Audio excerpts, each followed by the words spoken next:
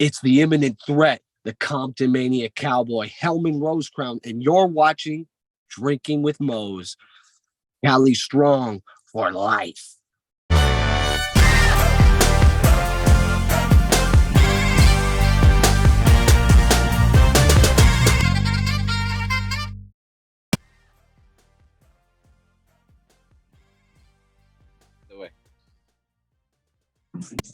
All righty.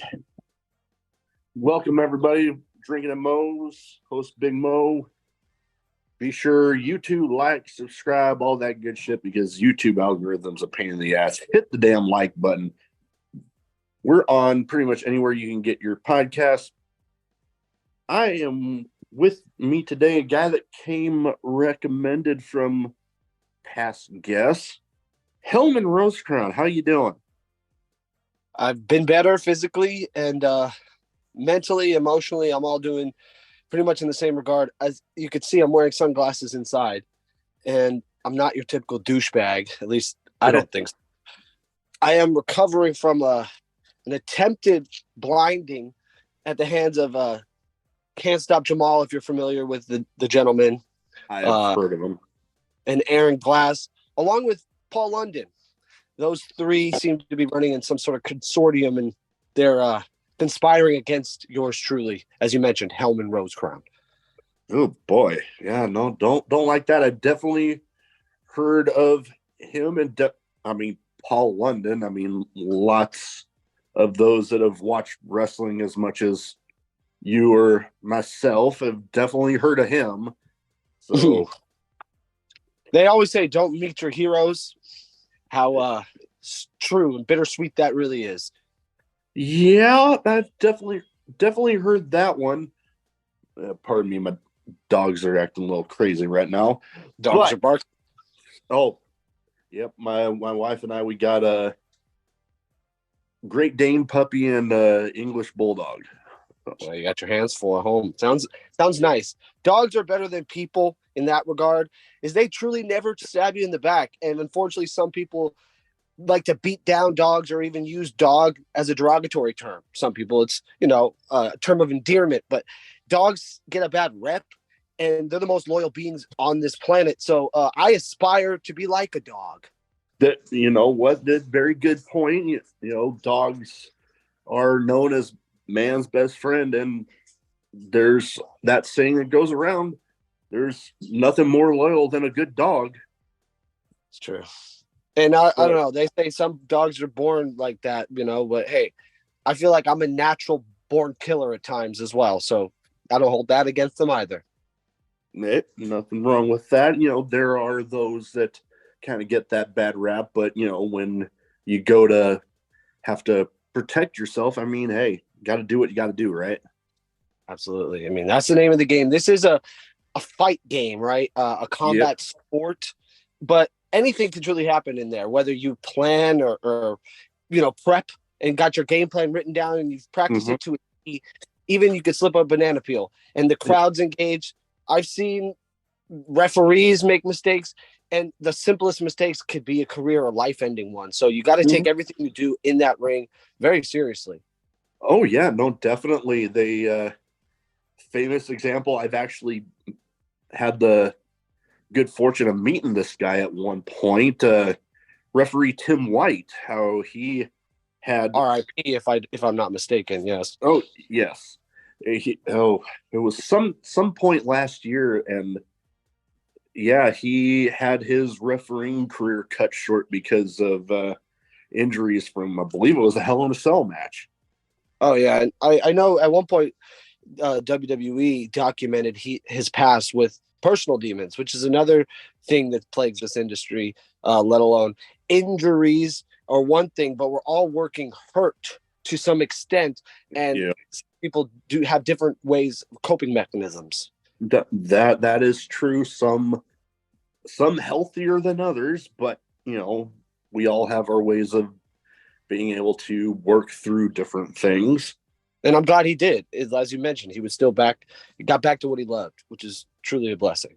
Oh yeah, I met him when I went to Becky Lynch was at World Wheels here in Omaha, and a friend of mine and I went, and he happened to be the one accompanying her that particular day. And, I think he was a little surprised about some people being excited to meet him too, because went up and asked him about taking a picture with him. Was like, oh, sure. I mean, he was there during a very, very iconic period in history, and the nostalgia effect kicks in for sure. But I would say, as I mentioned, he's one of those refs that, or announcers even, that become a part of wrestling as much as any wrestler, if you will. Howard Finkel, Mean Gene Okerlund, Gorilla Monsoon on both sides of the table.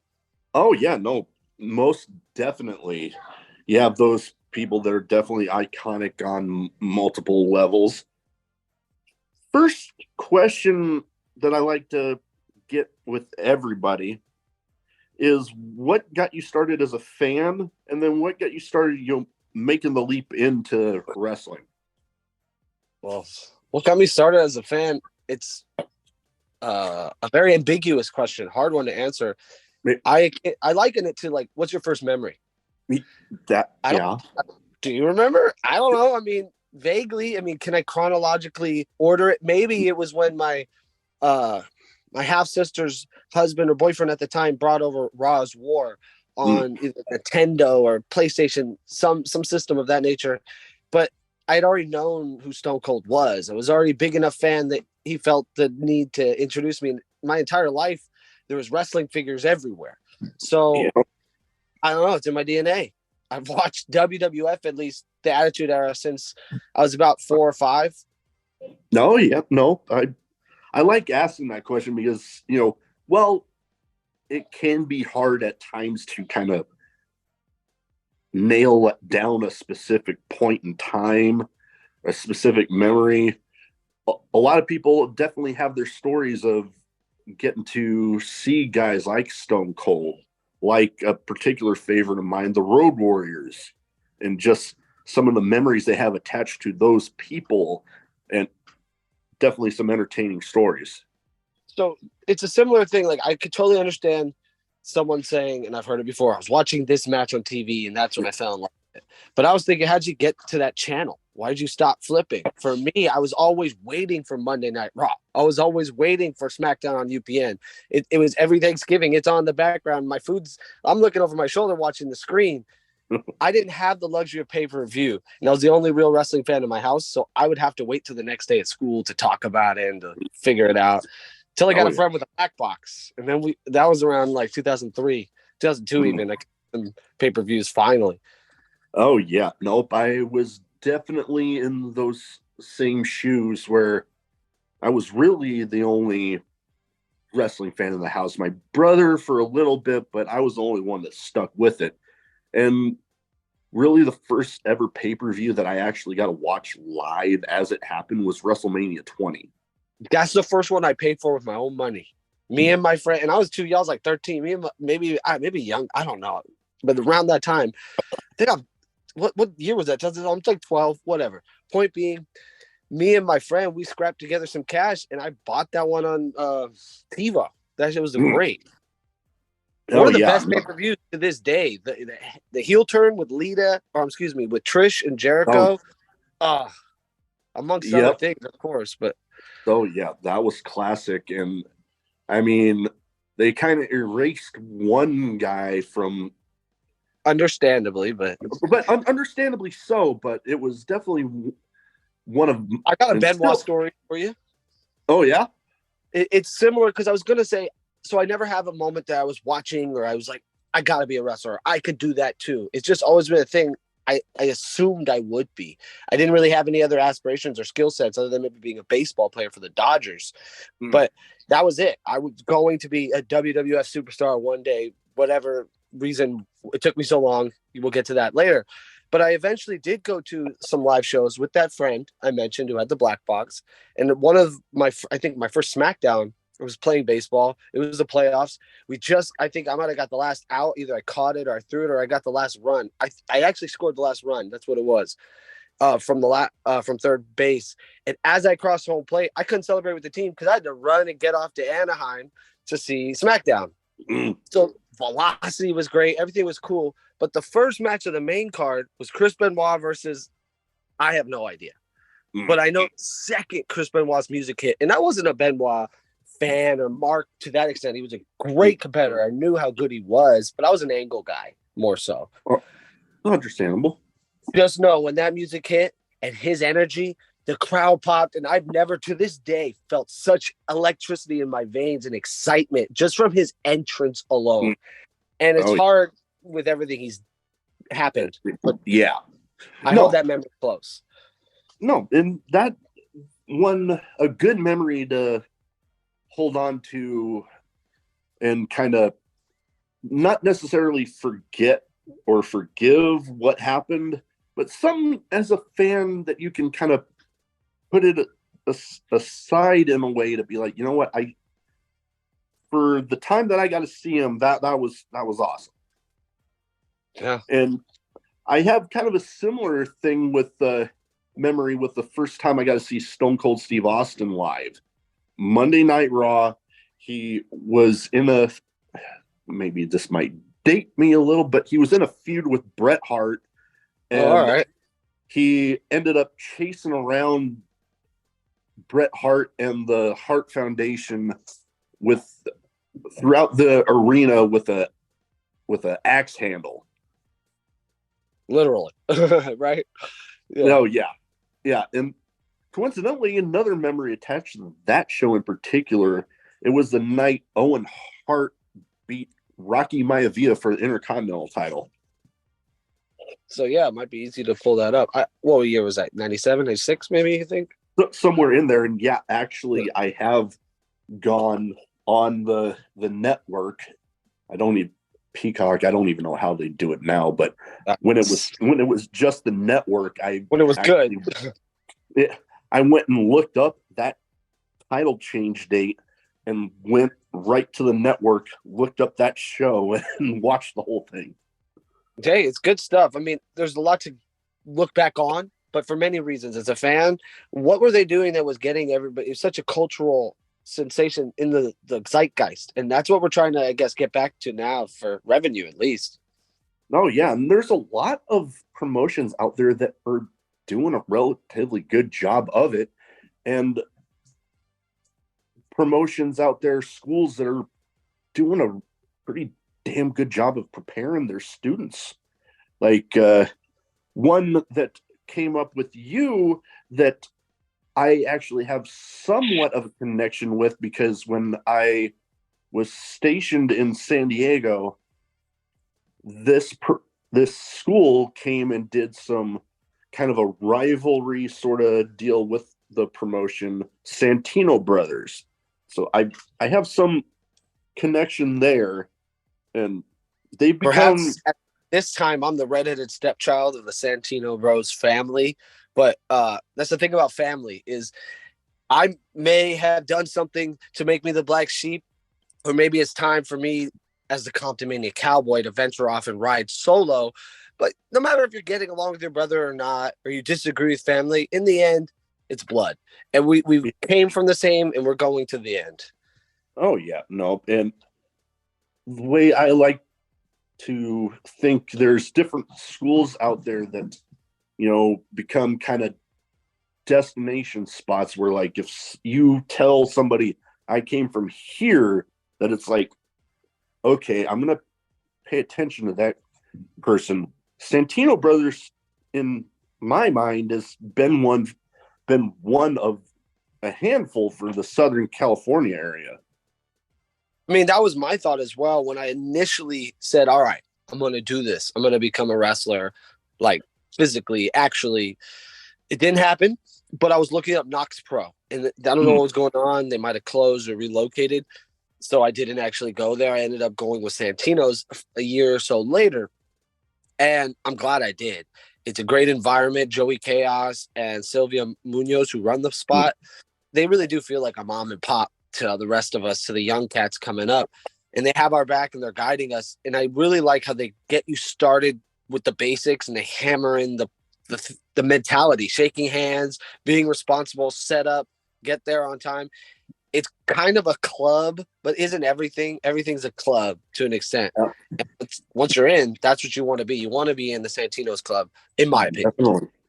Oh no, definitely. If you're in that area and you're wanting to get started, it is definitely a place that, people definitely want to pay attention to you when you have that name behind you. Well, and I had a odd coming up in Santino's because the pandemic just stopped my training in its tracks. So I went and did their online courses twice over. And some of the points they were stressing were be prepared, get gear, have boots, be ready, just promos, character work, the whole 9 yards. Yeah. I use a lot of my free time on Instagram to put out some artwork and promos, and it caught the eye of some promotions out here in San Diego because I'm from LA.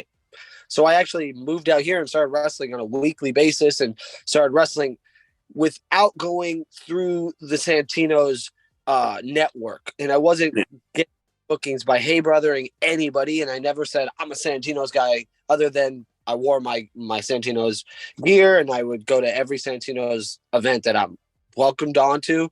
It was a thing that I like say, hey, I'm Santino's, look at me. It's almost to this point now that I'm Santino's, but very discreetly because I'm not training there on a regular basis. So I want to just, keep it 100 in that regard. I'm not using their name for clout. Oh, no, definitely. And, I can understand that because, if you're not there all the time, it's not like you want to be like, oh, I was there at one point, so I can just use that for. There are those that come for a few months, maybe not even that, a day even, and then they buy the shirt. They are part of the crew. But there's a big difference between being a Santino's guy like Don Kubrick or Alonzo Alvarez, Lucas Riley. These are the guys that they've groomed from the beginning and have been there and it's blood, sweat, and tears thing. And it's almost like a union. There's a seniority in this business, in this game, and you have to respect those who paved the way. No, most definitely, because without those people that paved the way, then it's like you wouldn't have a spot to be where you're at. Right, and they impart a lot of wisdom because the upperclassmen, they come in and they're essentially student trainers, if you will.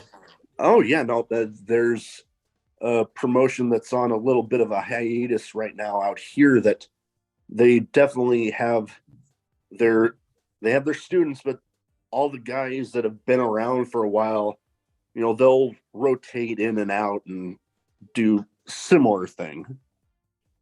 Yeah, I mean, I'm sure everywhere, at least of a certain caliber, run on the same schematic, just the bare bones. After that, there's a little flavor. You texture the meat, and then everyone has their own recipes, but same ingredients. Oh yeah. You mentioned at the start a little bit of a, recovering from injury. I know that happened recently. You got I any think less than a week ago. I mean, it's not even Saturday yet. So, this last weekend, a crime was attempted in Compton, which unfortunately isn't that uncommon. But I'm wearing the shirt "Where You From" currently because where you from? That's a big deal where I'm from in Los Angeles. And maybe I'm not from the roughest parts of town. And initially I hail from Pile Driver Creek, but try finding that on a map. The thing is, I live in Compton Mania. Compton Maniaville. It's a town. It's a collection. It's a community of people. The whole town truly does come out to support what we do. And that's something that separates that promotion from lots of other promotions in the general area. Oh yeah, no. And the mayor counted a 1, 2, 3 for a championship victory. I mean, show me another city, another company doing that. Oh no, I wouldn't be able to name one off the top of my head. I know. I think it was a councilman, if I'm not mistaken. But scratch that. Either way, same thing. Oh yeah, no, same sort of deal. And it's nice when you have a community like that being able to, just go in and support the promotion, doing everything you're doing. Because, like you mentioned, Southern California, there is quite an abundance of promotions out there that, when you can have a solid group supporting and behind you, definitely a good thing. Because these days, some crowds might dwindle at times and then come back. You have a good crowd always behind you. Good thing. Well, the crowd there is a fresh market and they're growing. So that's why I like that it's a constant it's always something new. Whereas I feel like, not to knock any, I'm not getting political here at the Southern California scene, but it seems like they promote a card and they promote another card and there's no continuity, and they are using the same talent and there's no real flavor between the different brands, if you will. I mean, you want water, you're going to grab a bottle, but are we checking price tags? Or I like Dasani, and I don't know why. I heard they got salt in it, and that's what it does it for me. So everyone picks their poison essentially. But no, no, I'm not. I wanted to ask you a question, actually, if I could flip the table on you. Oh, yeah, no, by all means. Who recommended me for the interview, since you mentioned somebody threw my hat in the ring? It was, I think he goes by Enoch the Enlightened. I kind of had that spidey sense, if you will, because, sometimes we get along, we see eye to eye. Oftentimes he's my guiding force in this business. Other times, don't turn your back on him because he may just hit you in it, just to teach you a tough lesson. But he's the enlightened one for a reason. And I will say, lots of my bookings have come and opportunities have come because he has done such a job at putting my name in places that I believe it should be. But as I mentioned, I don't put my name out there enough. I just show up, I kick ass, and I go home, which is why I view Compton as a home. But other than that, Jarrell's kind of like my road warrior. No, and that's always good to have somebody behind you that, when you might not necessarily be getting your name out to one place, that person will be right there behind you getting it there. Yeah. Enoch truly is, a smart guy. But I'll put it to you this way. I'm supposed to cross paths with him a couple weeks from now. He's going to be involved at World Wrestling Zone and even Valley Wrestling Connection. Currently, we're not seeing eye to eye. So I'm hoping he keeps his distance from my new tag team partner, Rick Ellis, and myself, because we're looking to body everybody, truly. Oh, you bring up Rick Ellis, another actual good friend of mine. I was actually talking with him earlier this evening. I got a little thing I'm having him involved in. And let me tell you, when it comes, they say first impressions are everything. First impression I had of this guy, like the intensity that man was showing was like nothing I had seen to that point. We're talking Rick Ellis, yeah? Yeah. That's what he is. He's a dynamo, and he has shades of the Dynamite Kid. And you talk about Chris Benoit, I see a lot of similar intense qualities, and that's why we gel. I mentioned earlier, this is something you have to take seriously, and a lot of people make jokes. Well, for me, I'm dead serious because it's truly that life and death when you're in there. Oh, and funny thing, when you brought up Dynamite Kid and Chris Benoit with him, when I had him on the podcast, this was a while back, I actually told him that when I first saw him, he reminded me of Benoit. That intensity, just that stare that he had when he was going to the ring was just something else. Well, absolutely. And that's a complimentary trait, I would imagine, from anybody, but let alone coming from someone. You seem like a guy who knows what you're talking about. You've seen it all. You've been around this game for a while. So I'd like to think that I've seen my fair share and know quite a bit. I've been lucky to have some pretty good opportunities thrown my way. Got to be a part of Warrior Wrestling in their fan fest in St. Louis, getting to talk to Jonah, but now Bronson Reed, since he's back in WWE. Got to talk to him. I actually put him around when he was in New Japan, and I think he was under the name Jonah at that point. So yeah, exactly. Got some time to talk to him. Very cool guy. Very cool. Oh yeah, and got to be actually featured in one of their more recent pay-per-view pre-shows. So it's like the opportunities that I've been able to get through being, I consider myself somewhat knowledgeable of the subject. It's been great. See, that's the thing. Unless you've been on this side of the fence, brother, that's one way. But I mean, all of us get into it for our own reason, and having a keen eye and being a movie buff, you don't have to have ever made a film or been on a set, but there are people out there that know what's good and what's not good. And that's why we have movie critics, and that's why everything is determined by the consumer. That is definitely true. Well, to kind of round off things here, I have two categories I like to round things off with. One's a bit of a name game. I try to go doing my homework. I try as much as possible to kind of tailor it to the guest, where like I'll go through matches or shows where you've at least been on the same card as somebody. You give me your thoughts on them. All right. We'll see how this goes. It's gone pretty interesting at times.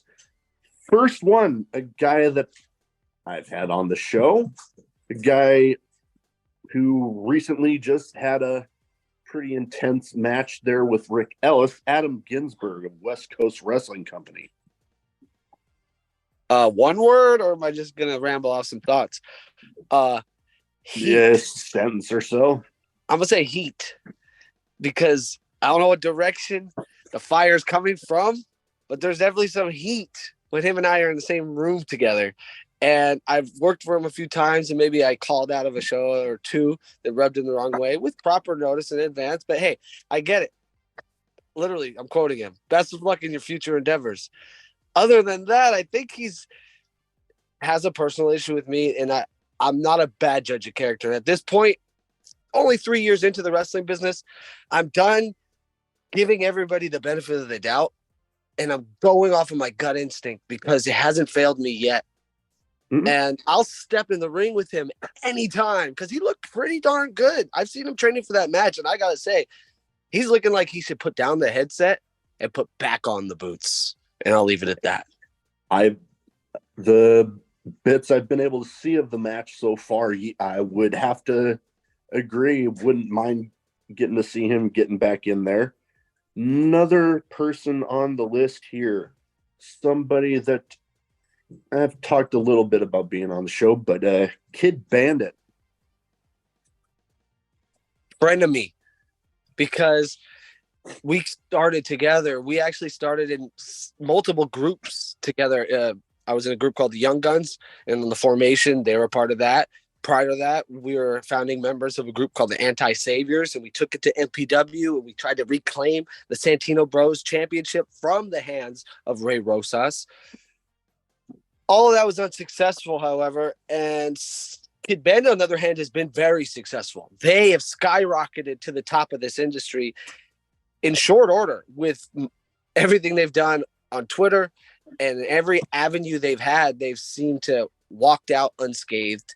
And that's what rubs me the wrong way, is at one point I tried to give some guidance when it was perhaps needed, and I was shunned and pushed away. And now I've been proven wrong, and I'm itching to just kind of take back what's mine. And I want that recognition from Kid Bandit, something I have never truly received. No, everybody gets to that point where they want that recognition, especially when they have a history with said person. Next up, we talked a little bit about him You mentioned being partners with the man, Rick Ellis.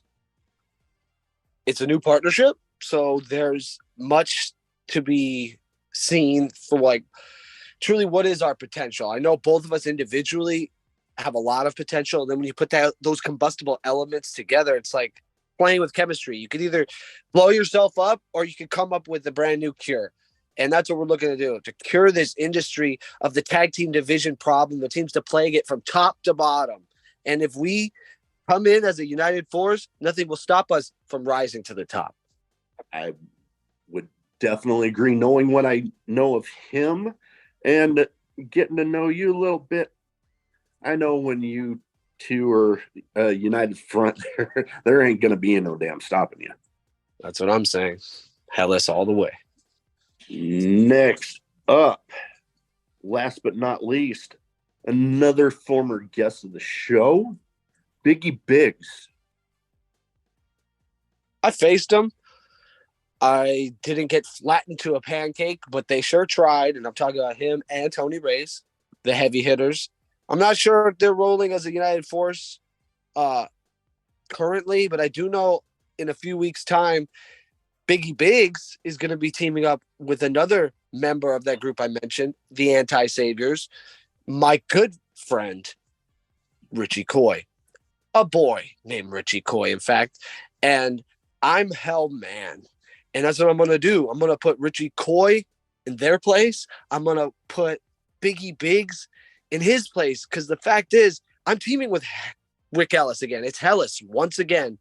And the thing that we like to do more than anything is prove people wrong.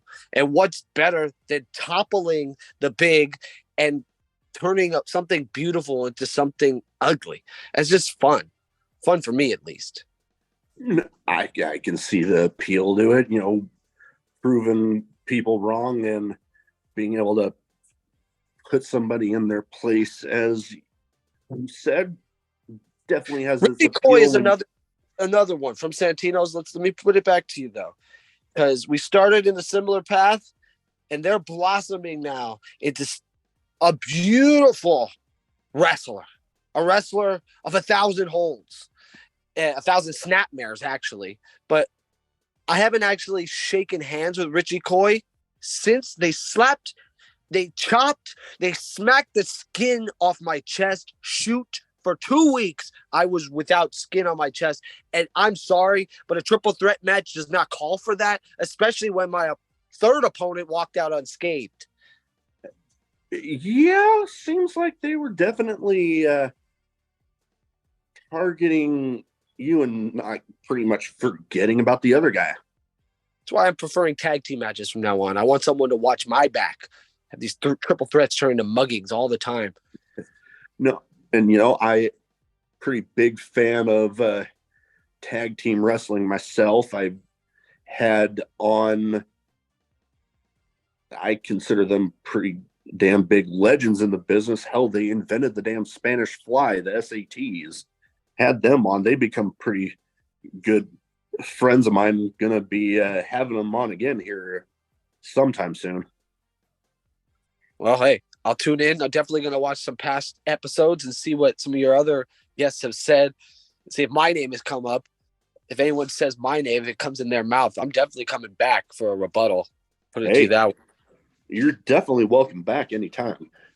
Next up, I have a bit of a random question round. Some might be wrestling related, some might not be. You answer how you see fit.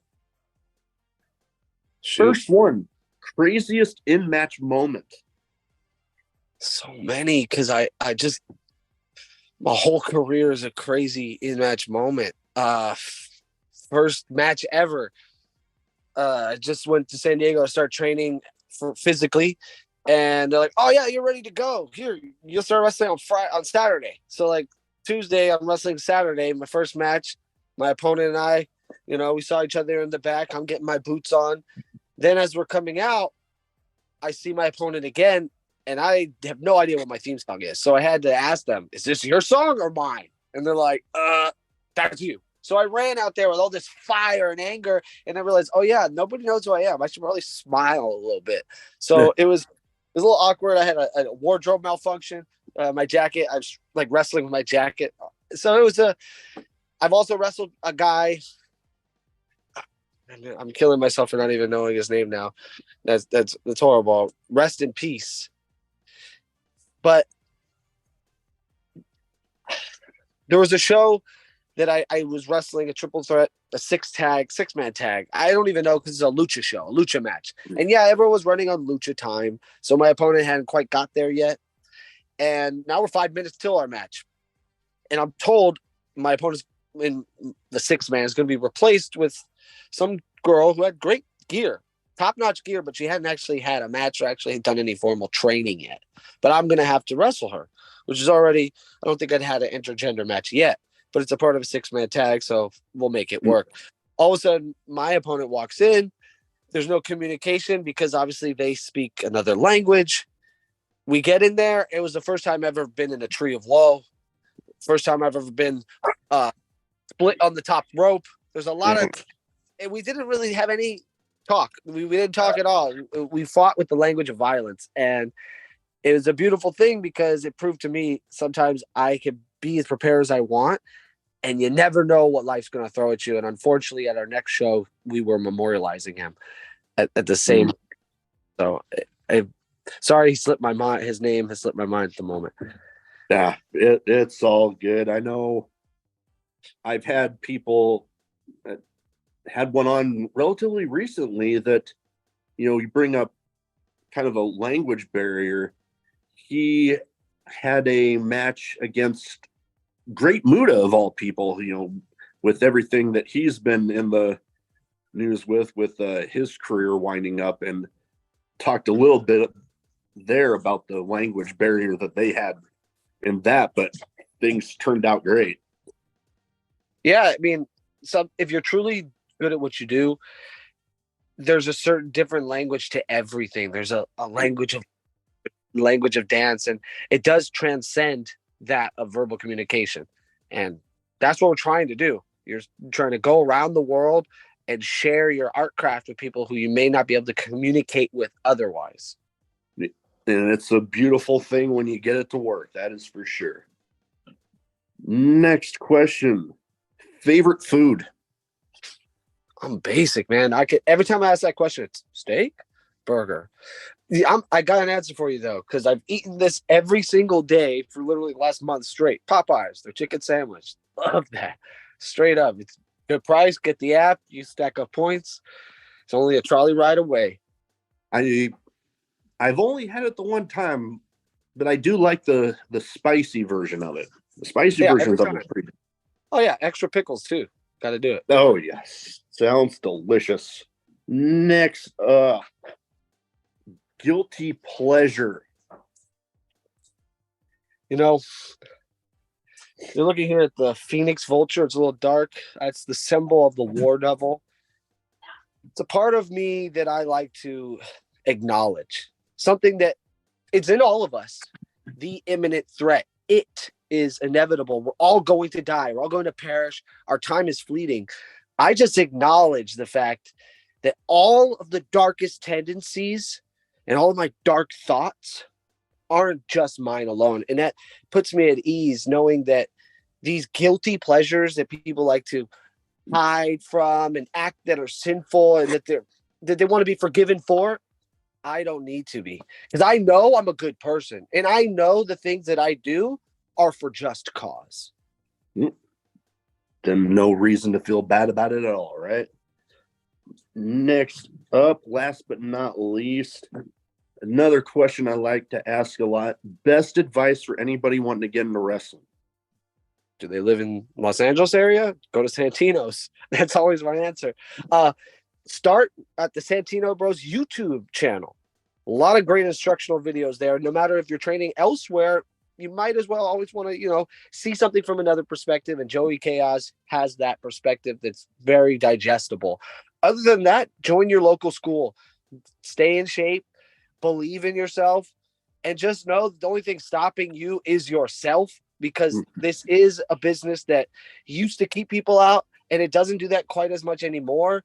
But you have to make yourself belong, and there's a spot for everyone everywhere.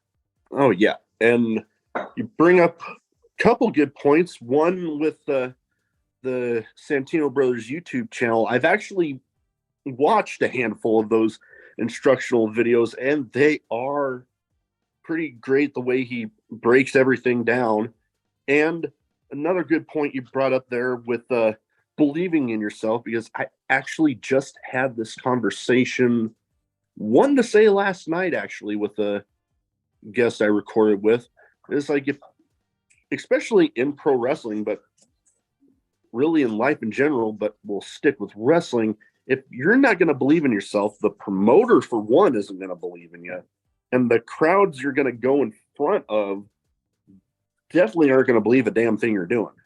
Yeah, I will say that's one thing I might do to a fault, is I don't believe my own hype.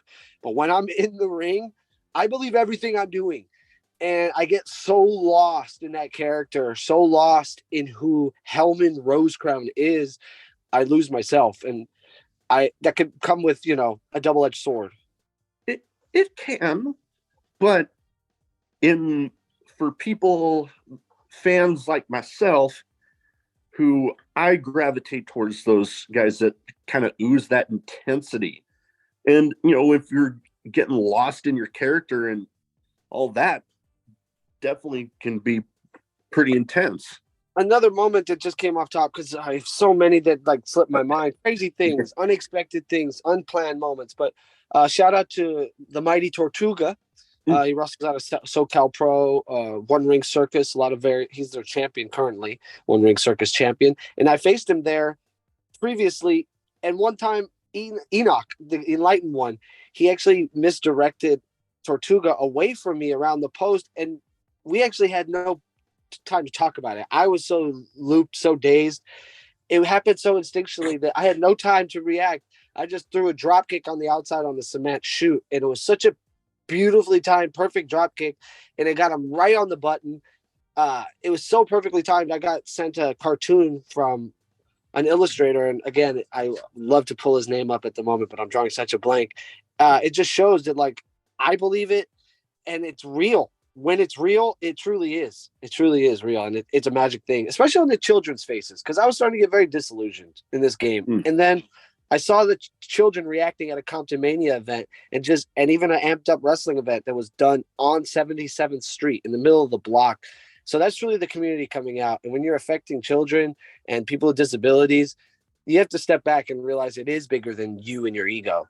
Oh, no, and I can definitely agree. I know myself, not really having, besides some spot stuff with some wrestler friends of mine here, I have had some people recognize me at different shows. They're like, "Are you?" And I'm like, "Yeah, that'd be me." And just in a way similar, knowing that you have somebody out there that's enjoying what you're putting out there, and it's something that is hard to describe. Yeah, I done live theater as a kid. In fact, when I did that theater, it was a part of a school unified district where they would come out and do assemblies, or should I say, what was that, a field trip? And I'd even go to schools, and I would teach them classic literary stories that were adapted for a modern audience. So I've actually interacted with the youth and done live production for a while, but wrestling is just such a different blend because people do like to crap on it. And I've spent you want to talk about guilty pleasure? My guilty pleasure in life is wrestling. It truly is. And I've hid it for so long that I finally realized that, like, it's whatever. Other people got weirder things they're into. Let's keep it 100. Oh, yeah. Nope. I can definitely agree and understand with that one, because I've definitely had times where, people, when I talk about wrestling, to be like, "Oh, that's fake, right?" And I'm like, the Avengers aren't an actual thing. All that. And the old way would have been maybe to beat a reporter down and to prove how tough guys we are, or to fight someone at a bar. I'll still fight someone at a bar, and I've done it, but not necessarily to defend wrestling, maybe to defend my woman or something. But the thing is, nowadays, the way I like to prove those doubters wrong is by doing it in such a way that even they aren't sure. Wait a minute, you know. And I've done that, and I've seen it as well.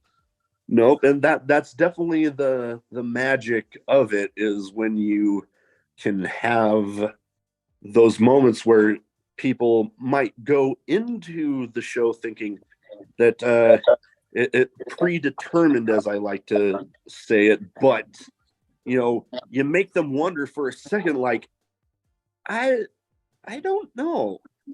So that's the great part about this business. If you're doing it in certain ways, a lot of it will be very predetermined. My career has been very on the fly because my opponents are so random, my locations are so random, the time in advance. And this is the thing that, like, even if you planned it all, you punch in the face, your plan goes out the window.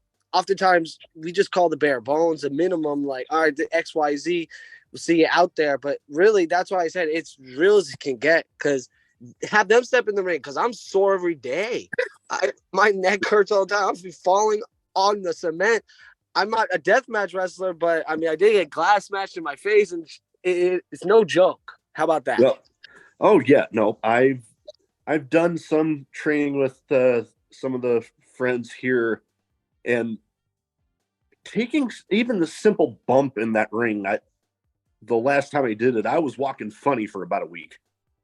Oh yeah, when I started, I wanted to quit because the ropes. It took a month or a half for me to get used to that. There was welts on my back every day. I honestly thought, how to get people. If I can't, I thought I was a bitch. I thought if I can't run the ropes, I'm not cut out to be a wrestler. And I was pretty much the top of my class when I started out, first in line for everything, exemplary at the basics. But this wrestling is so much more than just a set of choreographed maneuvers, because I trained in amateur wrestling was the same thing. You drilled, but when live wrestling ensues, anything can happen. It's Oh cardio. yeah, King. Cardio is king. I'll leave it at that. oh yeah, definitely. Well, that is about all I have. I want to give you the chance, if where can people find you, so they don't already have their eyes on you, they can go ahead and get them there. Well, if you doubt it, learn more about it on Instagram at _imminent_threat. I'm on Twitter too at War Devil Pro, I believe, but I don't really talk much. So just Google it.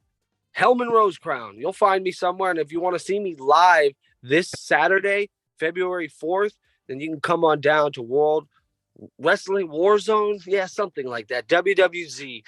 Again, it's on my Instagram. And it means, and it makes no difference what show you come to because the outcome's the same. It's over. Love it. Well, like I said, that is about all I have for tonight. I want to thank you for taking the time to talk to me, and best of luck this weekend. Well, this weekend, next weekend, I think the weekend after that. Finally, things are starting to pick back up in this new year. I took kind of a holiday break in the action. Although, do check out Pandemonium Pro Wrestling on IWTV, and you can see myself in a Hollywood Classic Gauntlet match against the likes of Alan Angels and Sonico, amongst others. But those are the two that I mixed it up there with. So feel free to check it out. And yeah, I'll see you next time. Next time, have a drink, though. I'll have a shot as well. Yeah, Gatorade. Oh, okay. I see you. But, like I said before, you're welcome back anytime. Thank you, sir. Take care.